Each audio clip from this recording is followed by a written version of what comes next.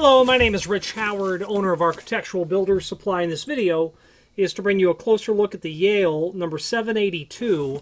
This is a controller, is what it is, to provide electric latch retraction functionality over the Corbin Russwin ED4000, ED5000 with the M94 option, the latch pullback option, and Yale 7000P electric latch retraction devices.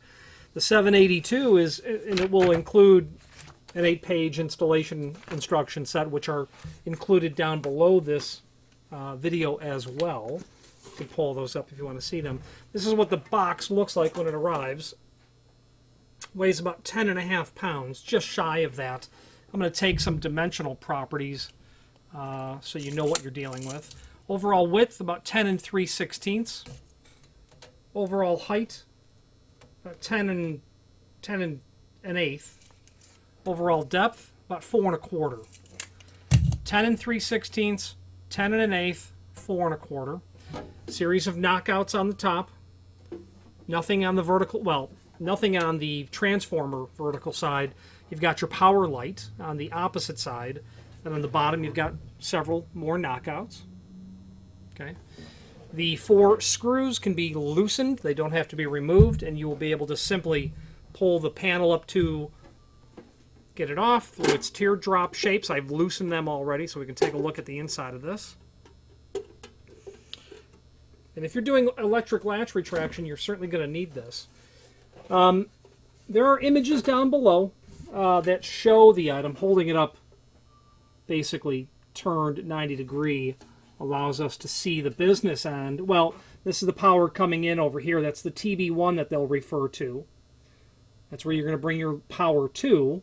Your TB3 is where all the communication to everything else is going to go. You have a jumper over here for paired or single operation, and we'll discuss that. Then you've got another jumper down over here, which is going to allow you your alarm panel input. Your emergency input for your alarm panel. Now, the best way to start with this is to possibly, let's go through the installation instructions, and you can maybe open up the image of the control board on a separate screen as we go through it. So the 782 is simply an electric latch retraction controller. That's just primarily what it does. The instructions on wiring it in terms of the gauge of the wire is listed there. Depending on the run, you might need thicker wire than standard. It will take, your input will take up to 16 gauge wire. So be mindful of that. Or actually, it might be 14 gauge. Let's take a closer look at what the input is. Yeah, 14 gauge wire is what it'll take. Your TB1 terminal block will take up to 14 gauge wire. Okay.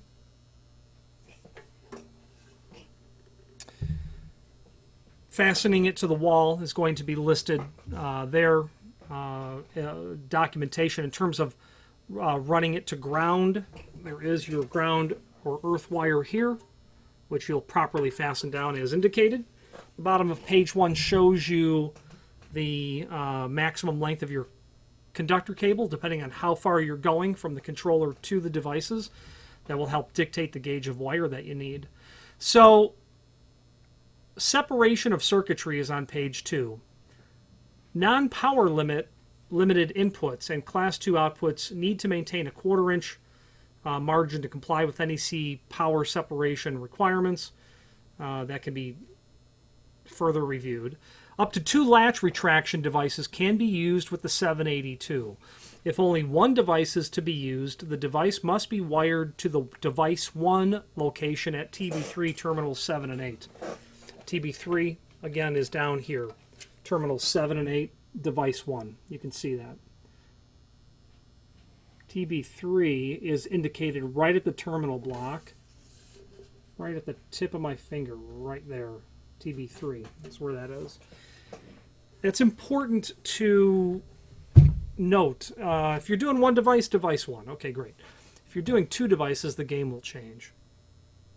When using the 7000P or the ED4000, 5000 with red and black leads, be sure to observe polarity when connecting to device 1 and device 2 on TB3. We refer to the wiring diagram on the lid of the controller. That's the business end right here. That's why you paid the money. You can pause this video and study that. Okay, really tells everything. I mean, after reading the installation instructions, I think which they really provide an overview of what the functionality of the device is, but then you'll be going right to the wiring diagram to make all of that, you know, where the rubber meets the road, proverbially. In terms of wiring the device, we're going to be back at TB1, and the wiring diagram clearly shows us that you're going to be at line right here. You got primary, then you've got line and neutral. Okay, so you're going to observe line and neutral. Your green wire, or your ground, is going to come from your incoming power supply right to the ground. That's included. So that's obviously that's what you're going to do last, is supply power to it. You'll wire everything else first, but going kind of in order of the installation instructions. Theory of operation. The electric latch retraction controller operates in two states. The first initial state delivers a high energy retraction force to the solenoid. This will be several amps. The initial retraction force requires a high inrush current of several amps. I don't know how many it is, but over a dozen would be my guess. Once the solenoid is fully retracted, the device switches to a low power holding state requiring less than an amp. The device stays in this holding state until power is removed and the device disengages. The 782 provides a choice of two methods of electric latch retraction, paired or independent. Independent is, you know, you've got one device on one door or one device on a pair of doors, but it's one device, meaning you don't have two that you have to control basically simultaneously, even though they're not simultaneous, technically.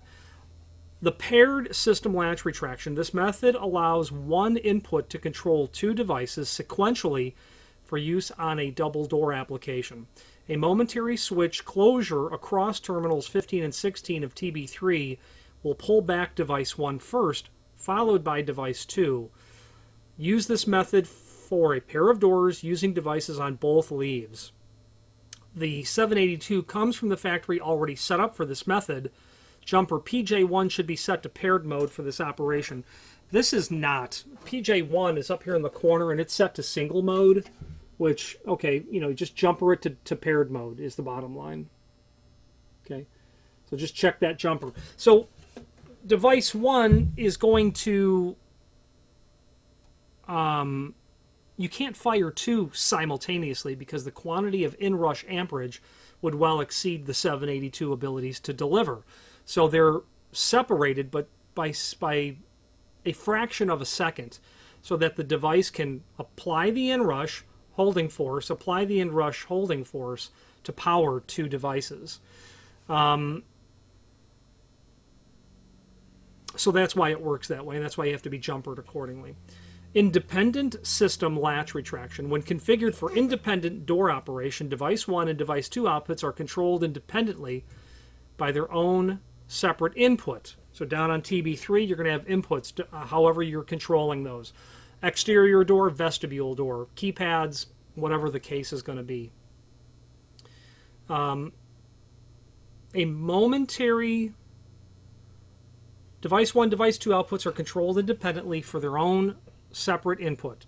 A momentary switch closure across terminals 15 and 16 of TB3 will pull back device 1 only. A momentary switch across 13 and 14 of TB3, terminal block 3, will pull back device 2. So you've got two independent, you've got the capability to handle two independent devices or two paired devices, but it's two is the bottom line. And the inputs obviously are separate. To change the independent system latch retraction, move the program jumper between the middle post and the end post marked single. Okay. Note, when using independent system, device 1 and device 2 can never be activated at the same time for the reason I had mentioned earlier. In the event that both input switches are actuated simultaneously, just out of chance, you've got two people trying to activate their electric latch retraction at the same time, device 1 will go first, then device 2 will fire. When using a momentary normally open switch for activating latch retraction, adjust the potentiometer, device 1 and device 2 on the PC board to the desired latch retraction hold time from 10 to 30 seconds. Turn the potentiometer clockwise to increase the hold time. Potentiometers are basically volume buttons. That's how it was explained to me once upon a time. They're set currently to about a 10 second situation. Clockwise is going to allow you to get to a 30-second hold back time. Normally they'll just be set at 10 seconds. That's probably going to work for most applications. When using a momentary, normally open switch for activating latch retraction, adjust the potentiometer to the desired time. Clockwise increases it. When using normally open contacts from a keypad, card reader, or maintained switch, turn potentiometer to the minimum hold time, which is 10 seconds. A contact closure will activate latch retraction. Upon reopening the contacts, the device will latch within 10 seconds. Now, very likely you have automatic doors. The 782 is provided with two outputs, one associated for device 1 and then device 2 for controlling separate automatic door operators. That could be a vestibule scenario. Each output consists of a normally open relay contact that are field wired directly to the door activation input of the automatic door operator. These outputs are activated within a moment after activation of their corresponding devices to allow time for the doors to be fully unlatched before automatic opening begins.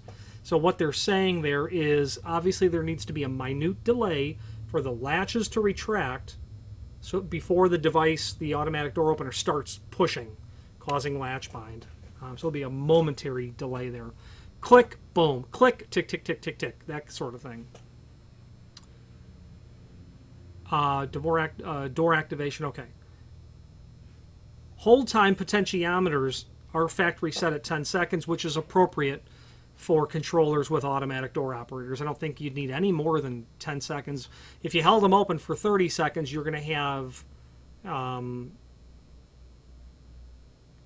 the term I'm looking for is shirt tail riding. 30 seconds, doors open, doors closed, you're still unlocked. I can come up and shirt tail and pull that door open. So 10 seconds, I think, is what the bottom line is for that. When using the paired system latch retraction method with an automatic door operator interface and both devices are being used, the automatic door control must be wired to the 782 automatic door operator output for device 2. Okay. When using the paired system, you must be feeding out of device 2 is the bottom line. Operation with a fire alarm. The 782 can be wired to the fire alarm relay, normally closed contacts. When a fire alarm occurs, any door that is currently unlatched, whether momentary time delay or by maintained switch, will close. Because you're going to have a normally closed fire alarm input. When that opens, everything's going to become open.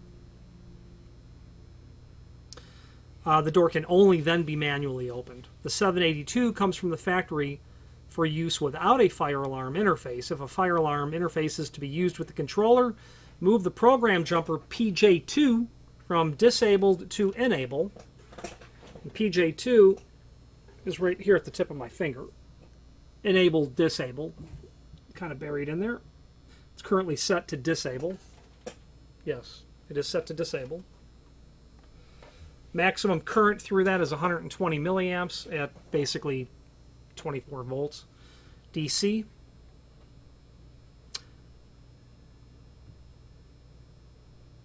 So, auxiliary power source output, a single unregulated, unfiltered, constant DC power supply is provided for powering your keypads, your annunciators, motion sensors, electromagnetic locks, you know, visual indicators, etc. That's all, of course, going to be down on TB3. Okay. The ability to add a tamper switch is certainly possible as well. That can be a tamper switch is basically a sensor that when that panel is pulled off, that separation gets past 1 inch. You're going to set a condition on that tamper switch. Someone will know that that panel has been opened. Maximum rated load for all outputs combined is 2 amps. Because you're really only handling a couple of openings or maybe one opening, can't think of needing more than that. You can manually test this. All you really need is a switch. You know, something to be able to, you know, wire the device, set the switch, activate the switch, the device retracts. Then you can test everything. Electrical ratings are listed down below. Troubleshooting is on the last page, which I won't go through at all. Now, let's take a look just quickly at the wiring diagram. Now, for the fire alarm, obviously setting your jumper accordingly is going to be important. Then you're going to have your, on TB3, 1 and 2, is going to be where your normally closed contacts from your fire alarm panel are going to communicate to. 3 and 4, auxiliary DC. And it goes on down to the bottom, and there's an image down below showing this. We'll show you how to set the potentiometers. Then you're going to get into device 2 and 1. Device 1 is 7 and 8, and 2 is 5 and 6. That's going to go to your devices. 8 and 9. 10 and 11 are going to allow you to communicate via normally open relay contacts. And then your activation switches on 13, 14, 15, and 16. Okay, what's going to tell the thing to say, hey, let's get to work. Your jumpers are listed down below on the right-hand side. And a description or an explanation of what the jumpers do is here. That's nice to review that if you need to set that jumper. Paired, you can see how it's set. And it did come from the factory set as single. Anyway, you'll be able to obviously inspect that prior to applying power to it, which again is the last thing that you do. Don't sell many of these, and it's probably because, well, I don't believe they fail often, is probably why. There is below this video, as oh, we don't want to close that up just yet. There is below this video the prior installation instructions as well, which is an incredibly old document by the time you'll end up seeing this video. The original installation instructions are, you know, from 1998. Templates, product brochure are all listed there, and hopefully this video has just provided some sort of benefit in terms of how the wiring is actually quite simple and straightforward once you review the installation instructions and then look at the wiring diagram on the inside of the panel. You basically have power coming in, fire alarm, yes or no. You've got to activate the device or devices by coming in through the switches. You've got the ability to send power out to something if you want to power something. Paired or single operation. That's a summary of this controller. Finally, there's a link below this video to the manufacturer's page where you can pull up not only all of the Yale products that we sell, but also a link to the manufacturer's website, as well as a link to the full product catalog. Any questions on the Yale 782, which used to be the 781, electric latch retraction controller, or any other Yale product, please feel free to reach out to us. And thank you.